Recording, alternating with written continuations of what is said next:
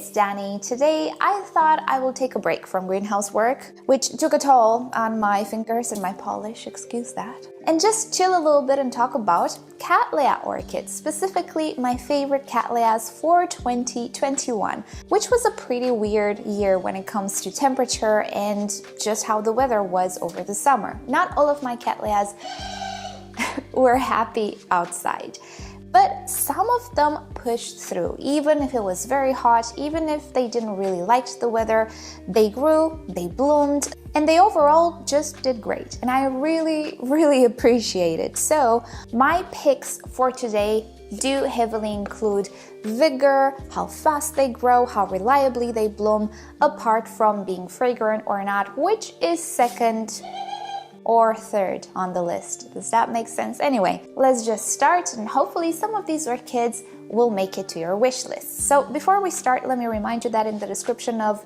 all of my recent videos, you will find a tutorial for Cattleyas and other very popular orchids. They're beginner tutorials, very easy, very simple. If you've never owned a Cattleya, check that one out as well. And second, don't forget to give this video a like if you end up enjoying it. It helps it out. And why not subscribe? I post very frequently. Right, with that said, let's just start with this one, which is my number one pick for this year. I can barely talk. It is close to me and the fragrance is intoxicating. This is Caulocattleya Chantilly Lace Twinkle. This is an intergeneric complex hybrid Cattleya which combines two different genres but takes the exact same care as any other type of Cattleya. Now, the number one thing that you will notice about this orchid is just how beautiful it is. And because it's pink, it looks even better under the grow lights. I'm starting to like pink orchids. Wow, they look so much better. They look neon. This was a pink orchid that I liked from the beginning. It is also pyloric, so that adds to the overall appeal. So yeah, it is a beautiful orchid with flowers that are of medium sized, not too big, not too small. They are also very fragrant. They smell just like my Princess Jackie, which is a very iconic, very fragrant Cattleya that I don't know the idea of. We just kind of named it Princess Jackie. Well, I know the idea of this one, so I can definitely recommend it to you if you want one of the best fragrances a flower can have. It's very citrusy, very flowery, and very strong. But not only is this orchid beautiful and very fragrant, she is also a very vigorous grower, very reliable bloomer. I did not expect this. Each year she bloomed for me, she grew very well, wasn't really all that bothered with the extreme heat outside. It grows very fast compared to other Cattleyas, and it was a lot bushier than this, but I recently repotted it and divided it because it was kind of spilling over the pot. It was all over the place. In 1 year or a year and a half, it grew to that size. It's very fast. You can see here that we already have a new growth, and this is on a different direction of growth. So the rhizome split, which is a good thing because this is what makes a sympodial orchid such as Cattleyas bushier and gives you more blooms. I have no doubt that in no time this direction will start blooming as well, so I'm gonna have a bushier plant with more blooms. So grows fast, it is very resilient, very vigorous, doesn't really care all that much about conditions outside. It grows well indoors as well as outdoors. It does enjoy its bright light, of course, and it blooms reliably with the most wonderful of blooms, with the most wonderful of fragrance that I've ever encountered. You can see why this is on the very first place, and if you love Cattleyas and if you do great with Cattleyas, you have that environment which is just perfect for Cattleyas, you kind of need this in your life. Trust me on this one.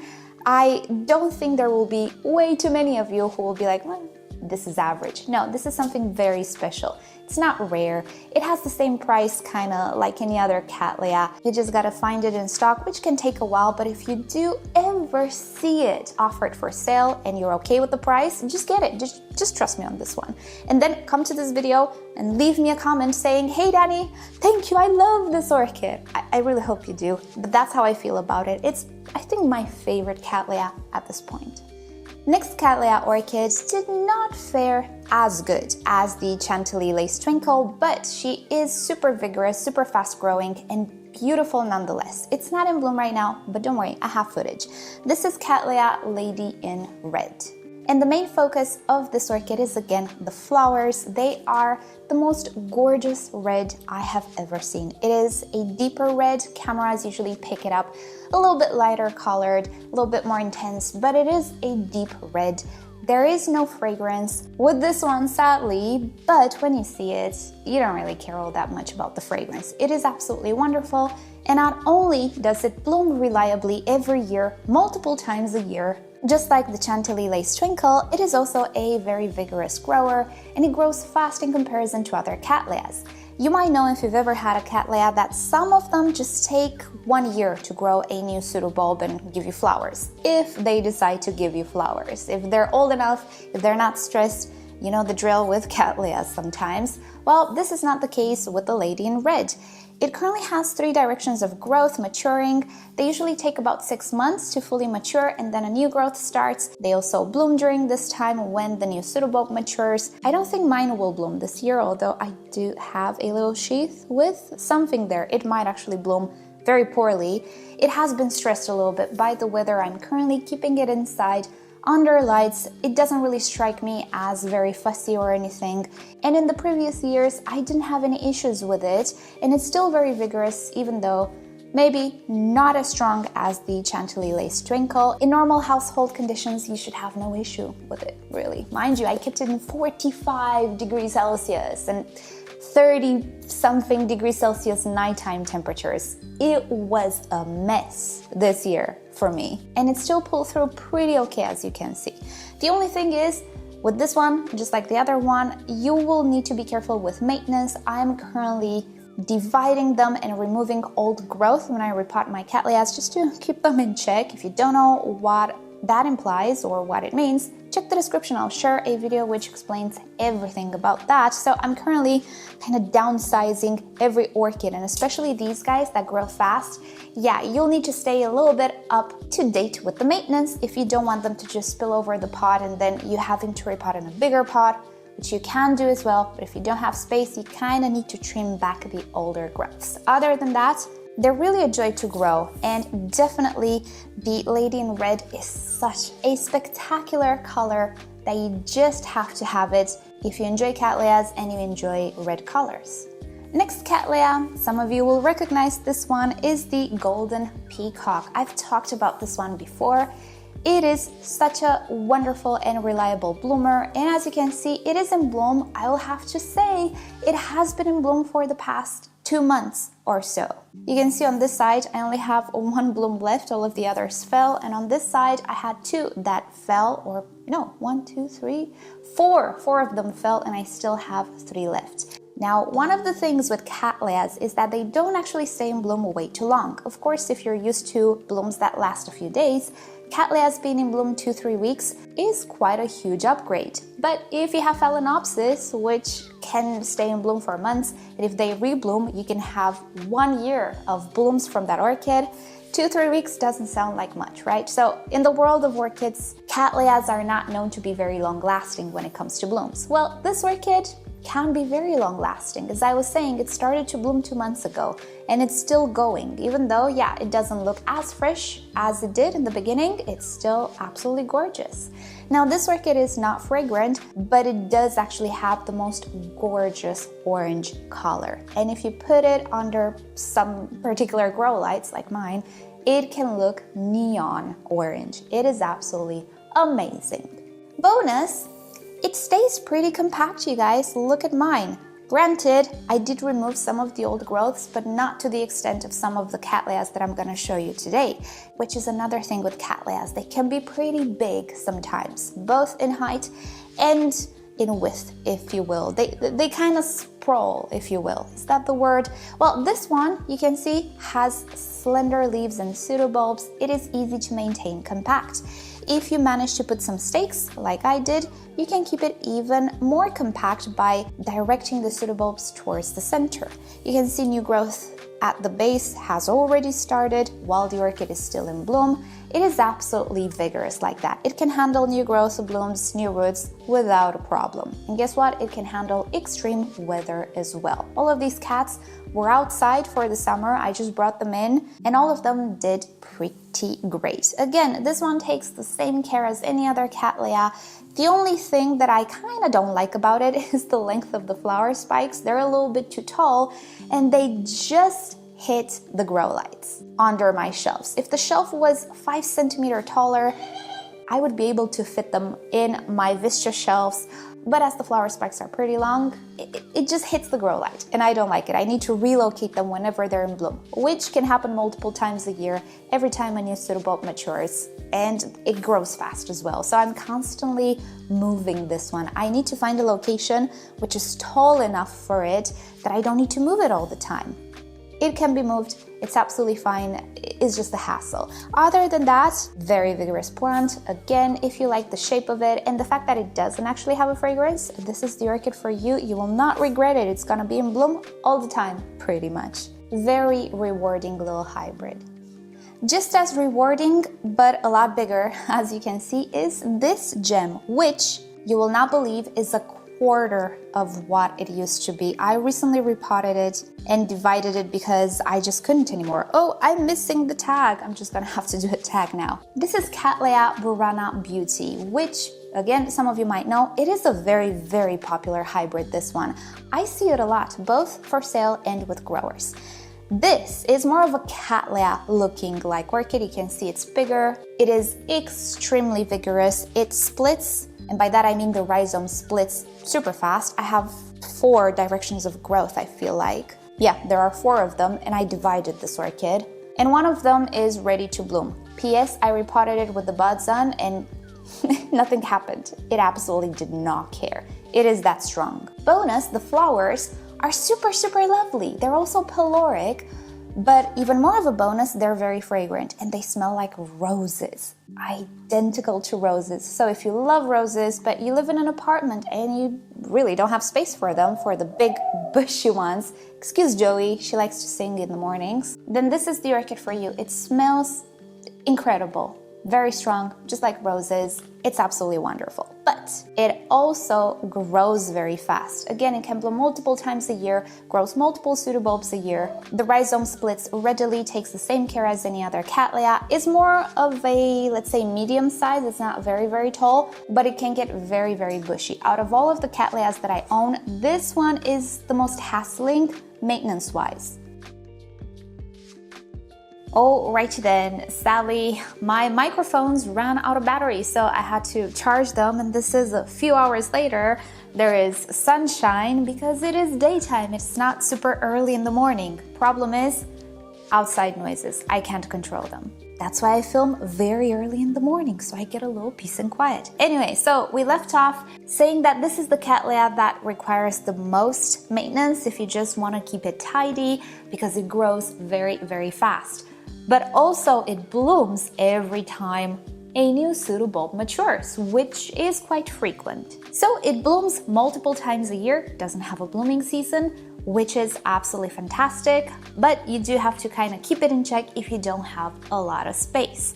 I do believe though it is worth the effort. Since, as I was saying, the flowers are not only pretty, but very, very fragrant as well. If you do like fragrances, really, this is one of the Cattleyas you should definitely consider. And being that I do see it's quite a popular and available hybrid, I think you do have quite high chances to actually find it for sale. There are so many of them that stocks are always just a little bit different. So keep it on the list if you don't find it now or in a month. It's okay, it's normal. It will appear at some point, most probably. Next up, we have another tiny one. This is actually my oldest Cattleya at this point. This is Hawaiian Splash Leia. For those of you who are really old on my channel, you will remember this one. I think I purchased it in my ever first personal shredder order, and this is the very same one. Although along the years I divided it, I kept it tiny, and also mine has a little bit of an issue. I think it actually has fusarium, and she doesn't act normally, but in normal conditions, this little Cattleya is a smaller sized one, so it's not gonna take up a lot of space on your shelves. It is a very frequent bloomer and fast grower at the same time. It doesn't have a blooming season. Whenever a pseudobulb matures, it blooms and it doesn't produce sheaths, which speeds up the blooming time. When the pseudobulb matures, poof, it has buds, it's blooming. So you don't have to wait months to see that sheath just swell up. The rhizome also readily branches. I currently finally have 2 directions of growth, but I did purchase this orchid with multiple directions. I just didn't know any better and I overshared it, if that's even possible. Yeah, I shared it a little too much and I cut away all of the directions of growth. But did I tell you about the flowers? Yes, the flowers are absolutely fantastic. They do have a Hawaiian quality to them. I don't know if I'm making any sense. They're very colorful and just magical in my opinion. They have the colors that I adore, and when they first open, the blooms are much more intense than by the end of their life cycle. The flowers are magenta and have beautiful yellow golden splashes on the petals. It is a peloric, yet again. We call these splash petal Cattleyas, but they're actually peloric. They're not fragrant. Although some sources will sell this orchid as being fragrant, it's not. I've never heard anybody saying it's fragrant. Mine is not fragrant. Who knows? Let me know if you've ever encountered a fragrant Hawaiian Splashlea, but don't expect the fragrance. But the flowers are absolutely gorgeous, and this orchid can produce a lot of flowers on top of each pseudobulb. In recent years, because I do believe mine has developed fusarium ever since I moved here, and that whole story, mine doesn't really bloom so well. It doesn't grow as fast as it used to.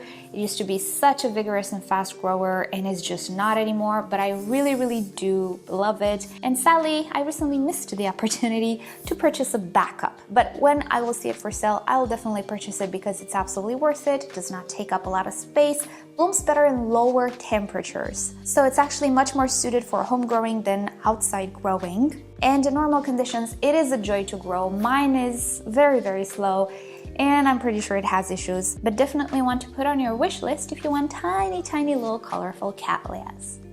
Next up, we have a wild card. Whenever I do these types of videos or lists or things of the sorts, I always include a wild card because that's just the nature of things.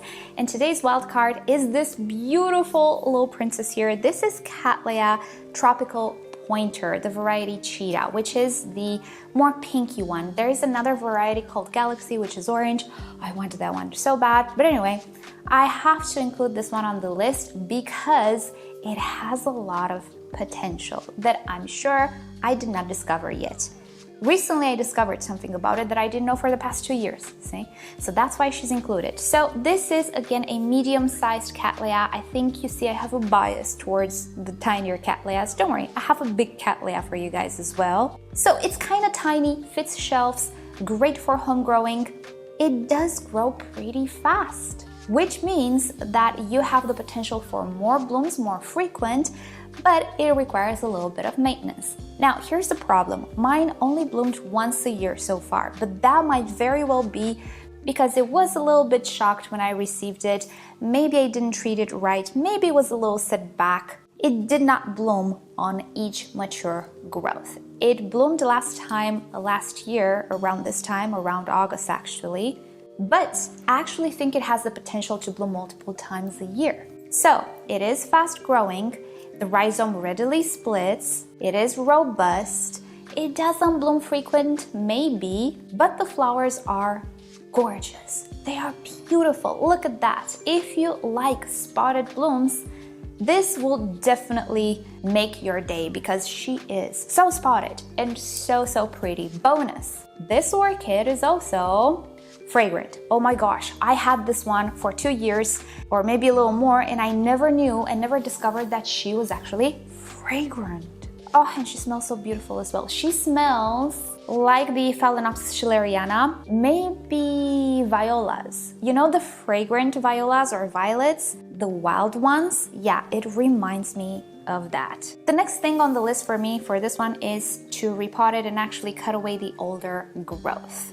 You can see I only have one active side here, and the rest of this, even though it stores energy, it's a little excessive for this pot. I will remove the old growth, which I can propagate, but that's the next step because I have 2 directions of growth. I also have brand new roots right now starting, so it is the perfect time to repot it after the blooms fade. But yeah, this is my wild card. I do believe it's worth it. It might not bloom very frequent or as frequent as the other ones, but I think it's worth it because of how beautiful the flowers are and the fact that it's fragrant. Why did I never know it was fragrant? I don't know. But there you go. You can always have surprises even years after you purchase an orchid. So that was the wild card for today. And the last pick for today, at least for this year, there you go, a tall Cattleya. I kind of cheated. Yes, this is a tall Cattleya, but it has a pendant type of growth. So it's actually longer than it is tall, but you get the idea. It is the biggest plant that I've showed you, right? And another cheat. It's not a proper Cattleya, it's just within the group of Cattleyas, but it's a Brassavola. Don't worry, it takes the same care as any other Cattleya. It can be hybridized with Cattleya. The hybrids of this orchid are beautiful as well. But let me tell you what it is. It is, of course, the Brassavola cucullata. Now, in my opinion, Brassavolas are absolutely magical, all of them. But when it comes to the cucullata, because of this growth pattern, which is now very, very common with other Brassavolas, it just takes the cake. Look at it. You can keep this on a shelf. You can keep this hanging by the rod on your curtain. It's not a heavy orchid at all, and especially if you're using epiphyte mix, which I hope you are with your orchids, don't use soil, makes it very, very light. So you can definitely hang it even if you're afraid that your rod cannot sustain a lot of weight. It's under 1 kilogram, absolutely, maybe 600 grams or so. And this is a pretty big pot and a self-watering pot, as you can see. Anyway, the party trick of this orchid not only is the visual, but also the sensorial. Let's put it like that. It is a very fragrant orchid and it smells during nighttime, not daytime. The flowers are also very wild looking, aren't they? Well, this is a species, it's not a hybrid. And I do believe it's the only species that I'm gonna show you today. It looks a little bit different but has the same characteristics in the sense that it produces a slender pseudobulb and a slender leaf. And from the very top of the pseudobulb, you have the flower spike. Each flower spike can have 1 or 2 blooms, which the blooms are spidery and pendant as well. As I was saying, they're fragrant during nighttime, they smell a little soapy, but in the good way, and they're pretty powerful. I find that this orchid actually blooms multiple times a year if you keep it warm. If you have one of those climates which has a very distinct winter which impacts your growing room, it might not bloom all that well during the colder months. But if you can keep it rather intermediate to warm all year round, it does actually bloom multiple times a year. And depending on the size of your plant, you can actually get a very big bush of leaves and blooms in no time. Now, the fact that it's slender also means that it's not going to outgrow the pot very fast. So I have a big specimen here, trust me. You can find these for sale for much tinier individuals. But if I do this, it's like pinning your hair. That's all the orchid that I have. It's not a lot. So it definitely will not outgrow your pot. And if you pot it in a way where you can emphasize its pendant nature, then you really don't care that it's going to spill over the pot, right? So I wouldn't worry about running out of space. Of course, it can be divided. You can actually divide it and repot it in the same pot, but arrange it a little bit better, center it in the pot. And I do believe a pot this size will last you a lot of time. Even if the orchid grows a lot, you can arrange it in the pot. Chop it up and arrange it in the pot, and hey presto, you're gonna have a much bushier, more compact growth, even if the orchid is not compact per se. Very versatile orchid. I love it. My favorite Brassavola of all time up until now. We'll see next year, because maybe I'm gonna do this type of video next year as well with my favorites of next year. Who knows? But for now, this will have to do it. And I hope I did manage to give you some ideas for your wish lists, which, you know what? If you're the type of person who wants to really curate your collection to things that are either special, either they have something that you really like, I feel like these videos are good because after so many years, I myself did discover that it's not about collecting anything. It's about collecting the stuff that brings you joy. Sadly, I do have some orchids which I will give away because they don't bring me joy, and it happens. You think you want something, but then the more you get used to that something, the more you realize, maybe I should allocate my space better, right? So I'm there as well. And I hope that these videos give you some ideas of more curated plants that you're really going to enjoy for longer or more often, right? So if you have some ideas of these types of videos with my favorite, I don't know, something, let me know in the comments down below. Do you want me to make my favorite orange orchids or my favorite, I don't know, fast growing or slow growing orchids? I'm into slow growing orchids as well now because maintenance. It's not necessarily something I look forward to, but hey, do let me know. Ideas are always welcome. I want to make videos that you guys enjoy but also really help you out, so let me know. I'm open to ideas. So that said, thank you so much for watching. Hope you've enjoyed hanging out with me and learning about maybe some Cattleyas you didn't know about. Check the description for more info about Cattleyas. With that said, thank you for watching once again. Subscribe to my channel for more orchid videos, tutorials, experiments, updates, and other fun orchid subjects. If you wish to support the channel, do consider becoming a member or visit the merch store linked down below in the description. You can also follow me on Instagram and Facebook. It's always nice to stay in touch there as well. And I'll see you next time. Bye!